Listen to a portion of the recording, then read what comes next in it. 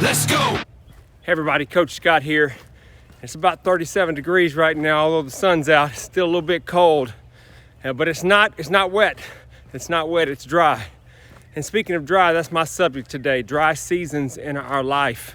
Everybody goes through a dry season or a challenging season in their life where they have a broken relationship, the death of a loved one.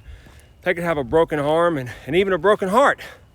And by the way, did you know that your body doesn't separate physical pain from emotional pain? It recognizes a broken arm the same way it recognizes a broken heart.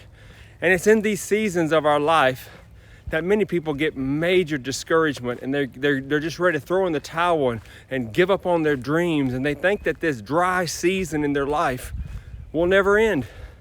But that's not true. So I got great news for us today. God can use even these dry places, these dry seasons in our lives to teach us and mold us into becoming a better version and a higher version of ourselves. And these tough stretches that most people, and by the way, if you haven't gone through a dry season yet, just keep on living. It's coming for you. And when you get to these tough stretches in your life, they could be a part of actually His plan for us to grow closer to Him. And I heard a preacher say it this way one time. He said, think of a seed. As long as that seed remains in sunlight and it doesn't get buried in the dark, wet ground and sometimes the dry dirt, it cannot germinate and it'll never become what it was created to be. The seed must be planted in soil, in a dark place, so that potential on the inside of that seed that God created can come to life. And again, that's a very good illustration of many of our lives in the season that we're in right now. We feel like we're never going to come up out of the ground and we've been buried. But there is a difference between being buried and being planted. None of us like a dark, dry place, but it's only in the dark places that the seeds of destiny can come up and rise up out of your life. And these dry times are where our character is developed.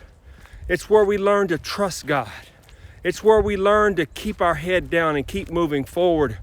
And it's where we can learn that whatever is inside of us, that seed of greatness, that seed of destiny, whatever is inside of us is greater than whatever comes against us.